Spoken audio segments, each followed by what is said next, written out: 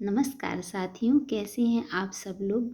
I hope आप लोग बहुत अच्छे होंगे, पढ़ाई बेहतर चल रही होगी। आपका मेरे channel history learn with Divya ma'am पर हार्दिक स्वागत है। और जैसा कि हम लोगों ने कल इंडस्ट्रियल रिवॉल्यूशन के चैप्टर को ख़त्म कर दिया है, आज हम एक नए टॉपिक को पढ़ेंगे जो है अमेरिका की क्रांति। आज हम अमेरिका की क्रांति के बारे में पढ़ेंगे कि क्या है अमेरिका की क्रांति, क्यों अमेरिका में क्रांति हुई, कैसे उपनिवेश बना अमेरिका, क्या उपनिवेश कैसे बना, कितनी बस्तियां अमेरिका में स्थापित हुई और क्या कारण रहे अमेरिका की क्रांति की, और अमेरिका की क्रांति के बीच में क्या घटनाएं घटित हुई थी और इसका परिणाम क्या निकला।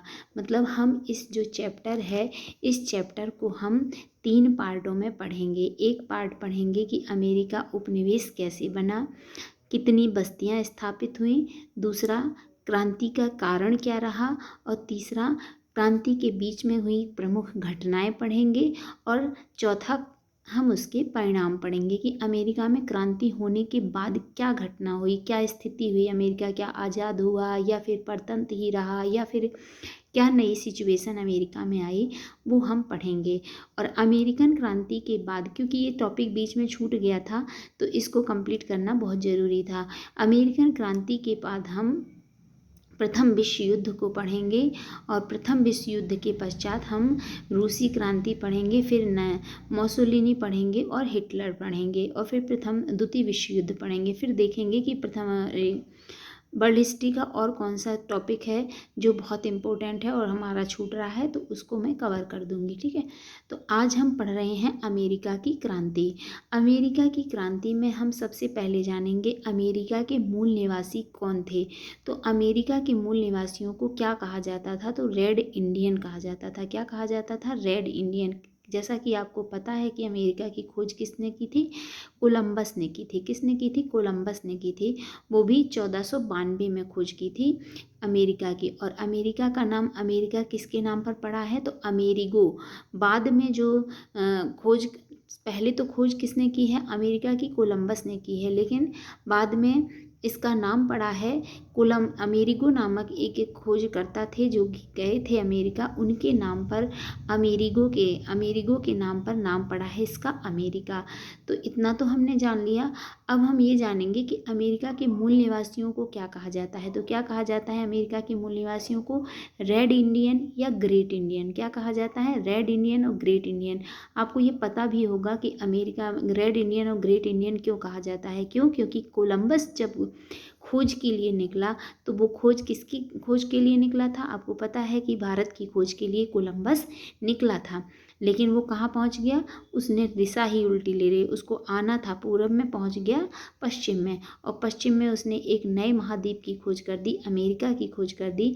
तो जब उसने वहाँ के लोगों को देखा तो उसने उन लोगों को कहा कि ये इंडियन तो हैं, लेकिन इनकी बनावट, इनकी जो कल्चर है वो अलग है, इसलिए उसने उसका नाम रख दिया रेड इंडियन। क्या नाम रखा? रेड इंडियन या ग्रेट इंडियन। वहाँ से ये नाम निकला है कि अमेरिका के मूल निवासियों को क्या कहा जाता है? रेड इंडियन या ग्रेट इंडियन।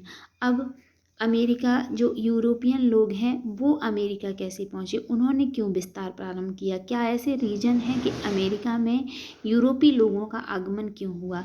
तो 3 कारण हैं: गोल्ड, ग्लोरी, गॉड।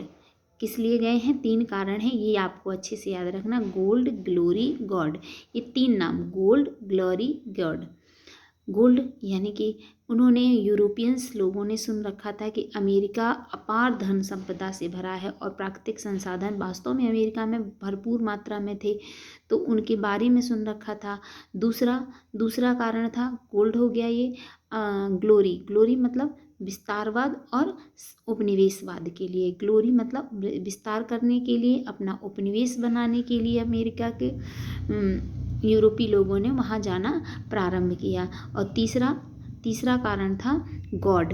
गॉड मतलब कि अपना धर्म प्रचार करने के लिए, ईसाई धर्म का। जैसा कि यूरोप के जितने भी कंट्री हैं वो सभी के सभी क्या करना चाहते हैं? अपना साम्राज्य विस्तार करना चाहते हैं, अपने उपनिवेश जगह जगह स्थापित करना चाहते हैं। जैसे उन्होंने एशिया में किया, अफ्रीका में किया, तो अमेरिका में भी अपना साम्राज्य विस्तार करना चाहते थे। और वहाँ भरपूर मात्रा में प्राकृतिक संसाधन थे जिनका वो प्रयोग करना चाहते थे। और तीसरा, धर्म का प्रचार करने के लिए, ये तो उनका ईसाई धर्म का प्रचार करना उनका अपना एक पूरे जितने भी यूरोप के कंट्री थे उनके ये तीनों उद्देश्य बन गए थे, गोल्ड, ग्लोरी और गॉड। और चौथा है, बुद्धिजीवी वर्ग भी अमेरिका पहुंचा भारी मात्रा में। इंग्लैंड हो, चाहे स्पेन हो, चाहे पुर्तगाल हो, चाहे फ्रांस हो, इन सभी देशों के जो हैं जो बुद्धिजीवी वर्ग है वो भी अमेरिका पहुंचा। अच्छा, बुद्धिजीवी वर्ग क्यों अमेरिका पहुंचा?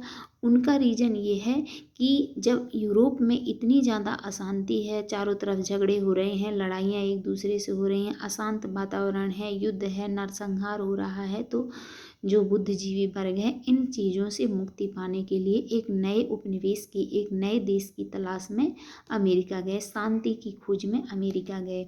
तो ये तो हो गए इतने पॉइंट कि क्यों यूरोपियन लोग अमेरिका गए।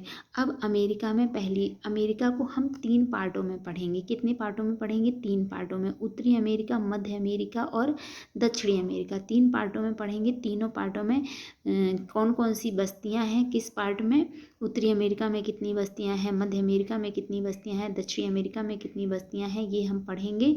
और कितने उपनिवेश स्थापित हुए? तो 13 बस्तियां उपनिवेश के रूप में, 13 उपनिवेश वहाँ पर स्थापित हो गए थे। तो सबसे पहले स्पेन ने अपना उपनिवेश वहाँ पर बनाया था। आगे हम कल ये सारा डिटेल से जानेंगे। आज हमने सिर्फ इसकी फाउंडेशन आपका तैयार कर दिया कि अमेरिका की क्रांति में क्या क्या चीज़ें हमें पढ़नी है। कल हम इसको विस्तार से पढ़ेंगे। तो पढ़ते रहिए, मस्त रहिए, खुश रहिए। Bye bye.